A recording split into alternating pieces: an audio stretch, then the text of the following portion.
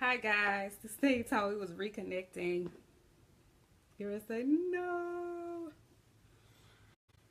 Whew. It is Thursday. Time for Right on Thursday recaps. I am going to try to do recaps on next week on Wednesday as opposed to Thursday, so that it will be a slight change in the schedule on next week. So look for that change on next week. Of course, I don't want to be on here long. It is a recap, so my goal is to get done by 7 o'clock. So I'm going to go ahead and get started. I don't have any people on right now, and that's okay because, of course, with these kinds of videos, you can always go back and look at them at your leisure, at your own time. And I love that about being able to just, post right on to the social media platforms because I don't necessarily have to wait on a crowd. Yes, it's good to get a crowd so that I can interact with you guys and speak with you guys and talk with you guys. But at the same time, I know a lot of people or some people will watch the videos and comment, and then I can go back and comment later. So I hope you guys had a good day on today. My day was super, super busy and kind of hectic, just in the sense of I was trying to do some voiceovers on today, and the platform that I was using to make the video, they've changed how they do videos in terms of the voiceover part, and I didn't know that until I sat there and did the voiceovers for like the different shots. And I got to the end, I'm like, why are these voiceovers just like repeating themselves all the way throughout my video? And figured out that they've changed that part of the platform. So it took all morning to figure that out too, guys, because I just recorded everything and then I went back and tried to lay the voiceovers by scenes, and it no longer lets me do that in this particular tab. They have two tabs, and one tab will and one tab won't. So that kind of frustrated me on today and really threw me off among some other things. But nevertheless, the voiceovers are done, so yay. I can tell you probably 99.9% sure that in October you guys are going to be watching some information on how to write cover letters. We're going to finish up September with grammar. I am going to take a break in October just to give my voice, my throat, some time to just relax and rest, because it does take a lot of energy, guys, to come on and talk. So I am going to take October to just rest, but I'm not going to leave the page without some new content. So I am working on, outside of this particular series, some information on cover letters. So that information will be coming to you in October as I rest. I'll get back on probably in November, and I think after this is punctuation, which I'm looking forward to, and then I'll rest again in December. And because it's the holiday season and all that good stuff, I probably won't post anything. I am scheduled to go through the videos, see which times did the best, just take inventory on how my particular company did with Facebook and on YouTube, and just make some goals and set some new goals and set some new missions and see what I need to do for 2018. Guys, it's September 2018. It's quickly approaching, and I'm excited about that.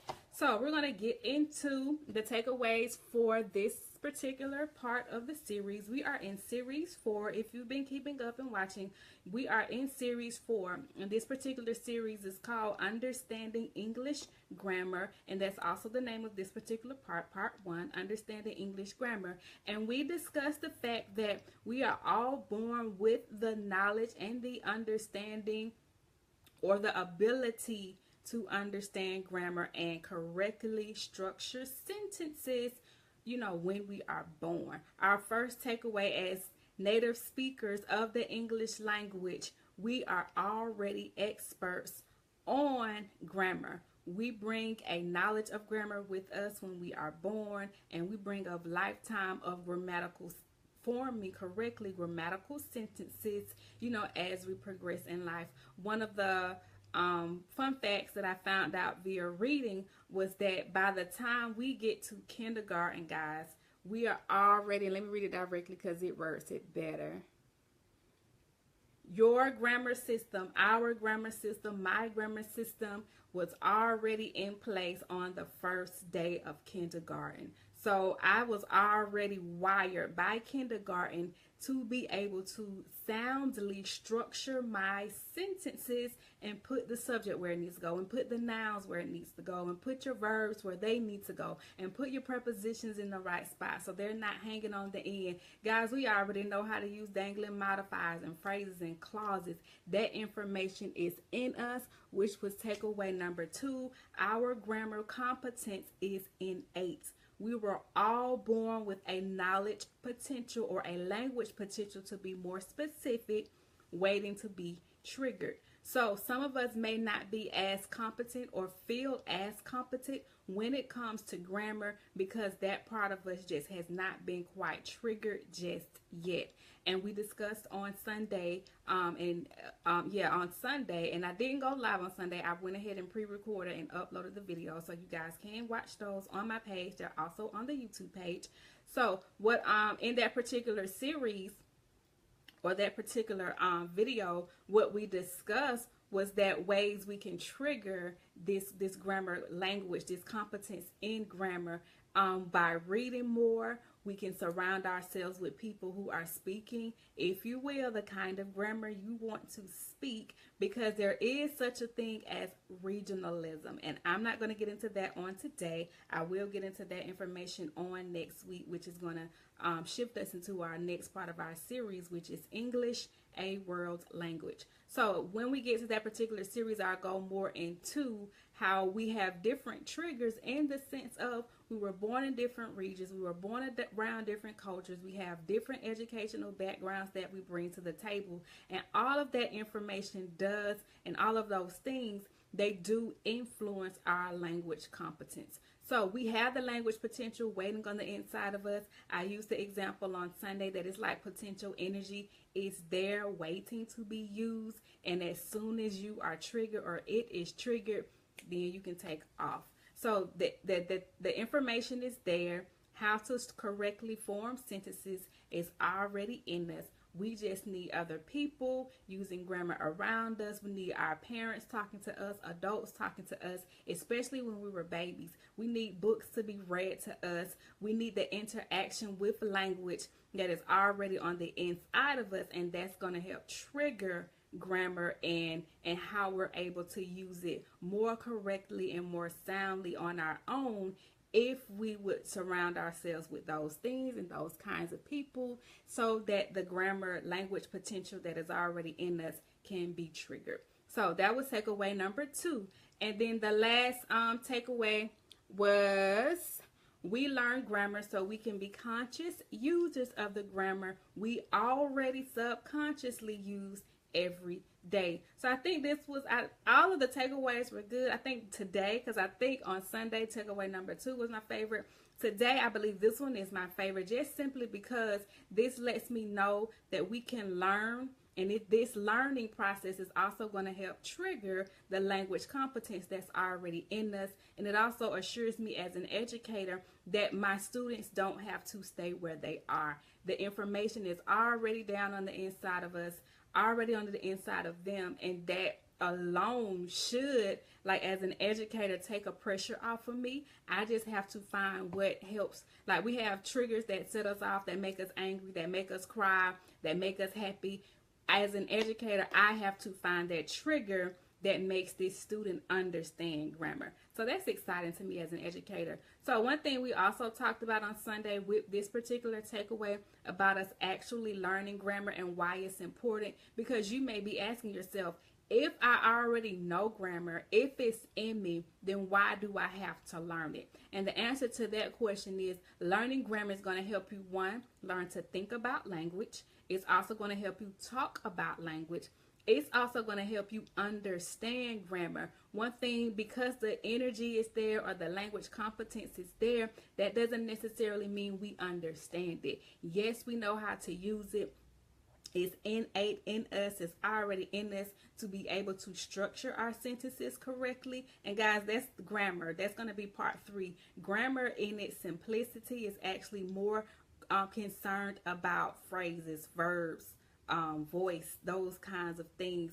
and not necessarily punctuation. We need the punctuation marks to put those elements together, but punctuation is not the biggest thing when you're talking about grammar. So we are going to define what grammar is specifically in part 3. So that'll be the week after next. Is that right? Yeah, that'll be the week after next when we actually get to that, because some of this stuff may make a little bit more sense to you, as the series progresses. So we do need to understand grammar. Yes, we know that he is a dog is the correct structural way to say a sentence, but we may not understand why he should be first and not at the end of a sentence. And so learning grammar is going to help us understand why that order is correct and why we structure our sentences in a certain way. So the last thing learning grammar is going to help you do is going to help you sharpen your own reading and writing skills. And then once you are sharpened, you'll be able to go back and sharpen somebody else. I'm a firm believer in that which you can teach is the information that you actually know.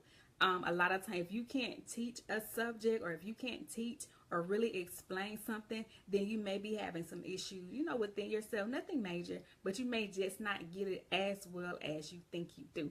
And a lot of times, that which we really don't understand, we don't do it. Like, I think I've used an example before here on this particular platform, that if I don't understand math and if I don't understand division, and then I get into a habit of not wanting to even fool with it or bother with it. And I think a lot of people are in that same boat with grammar. They do what they need to do to get by, and there's so much more to grammar to use, to know, to understand. But because we don't necessarily understand some of the foundation and fundamental parts of grammar, then we just want to throw all of it out the window. And so then you get into, or you possibly burst forth people who don't like to write and people who don't like to read.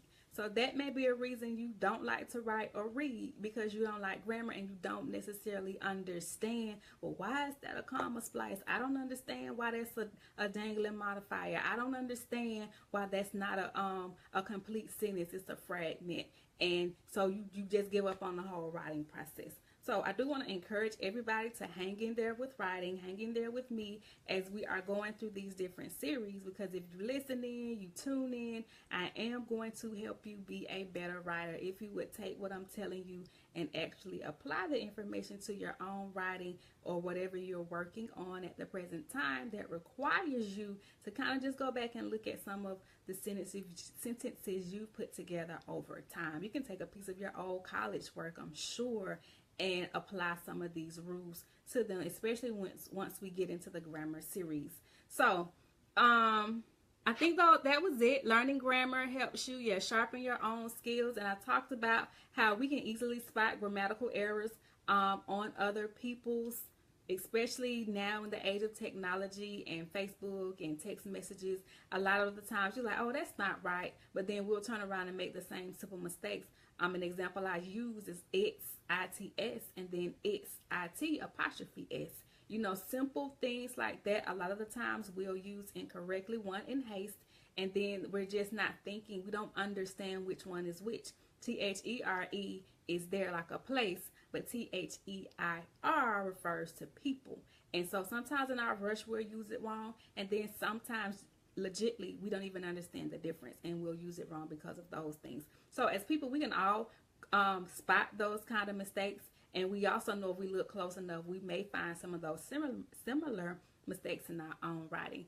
And so we also learn grammar, or people who learn grammar, and we're going to get into this particular part about the significance of the English language on next week. If English isn't your first language, if English isn't your mother tongue, learning grammar is going to help you have an opportunity to compare the language you already know, the structure of that first language, to the structure of the English language. And the example that I used on the Sunday video is that we know verbs can be made plural. We also know subjects can be made plural. So we know in English we want to add an S to cat if we want to say we have more than one cat. So we just simply add an S.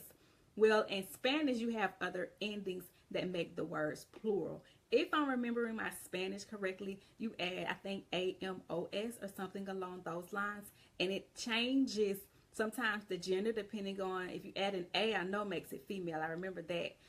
So changing the endings in certain languages is how you indicate pronouns and that kind of things in our language or an equivalent. So us being able, or if English is not our native tongue, is not the first language that we knew, we actually had to learn the English language. Learning the English language is going to make you more aware of the structure, of course, of English grammar, and it's going to add to your language awareness.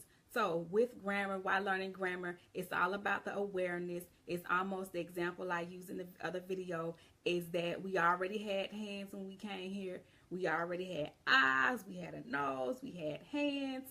And over time, from infancy up into a certain age, then we caught on that, hey, I have hands. And mommy would say nose, and then you touch your nose, and it's like nose. And over time, you just begin to say mouth, and then you could point to your own mouth. So it's like they were always there. Your hands have always been there. Your nose have always been there. Your eyes and your ears, you've always had those, and you just didn't recognize it. So grammar is the same way. It's in us, it's there, but we don't always recognize how to use it appropriately because it hasn't been triggered. And learning grammar is going to help us trigger what's already on the inside of us and just make us more competent in what's already competent, already present in us in a competent state. It's just waiting to be triggered. I hope that makes sense. Like, that really does excite me, guys. That language, we have a language competence that's just waiting to be triggered. And if it has already been triggered and you want to make your grammar better, because you know sometimes your sentences aren't structured correctly, or you want to advance your writing, then all you have to do is learn some more grammar rules.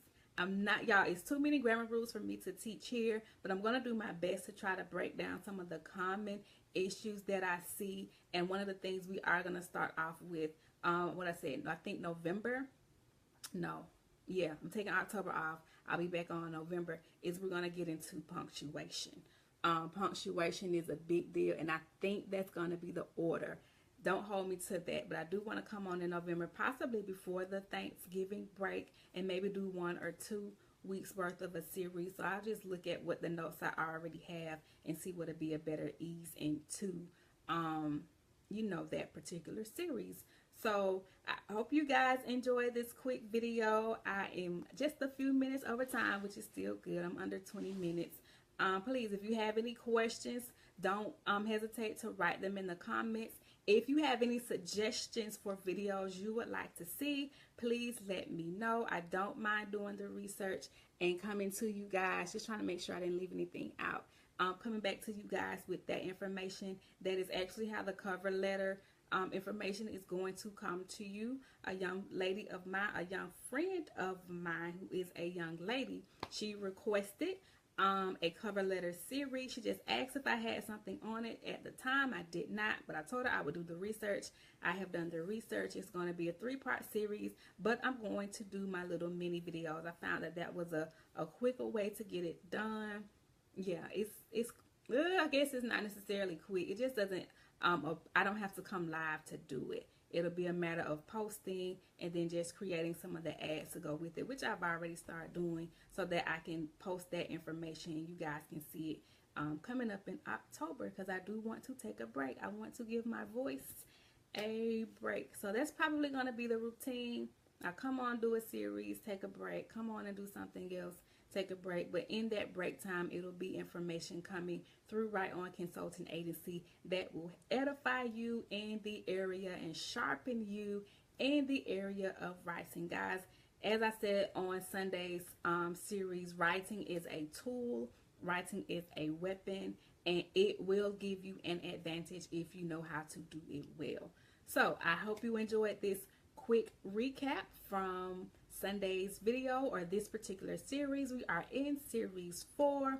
Understanding English Grammar Part 1 is named after the same, so Understanding English Grammar. And I hope you guys have enjoyed it. I hope you enjoy the rest of your weekend. If you see this in the morning or during the daytime, I hope that you enjoy your daytime. And I will see you guys again on Friday via video. I'm just going to repost the information for Sunday, and I'll repost this recap on Friday, so it'll hit your timeline. And do look for the information for next week's schedule on Saturday about 6 o'clock. Then something else should hit your news feed about 8 o'clock. If you are watching this via YouTube, please visit our Facebook page so that you can see what's going on and keep up with us. We are Right On Consulting Agency on Facebook. Facebookers, we are the Adrian Harris Method on YouTube. I hope you guys have a great evening. Thanks so much for watching. See you guys next time. Bye.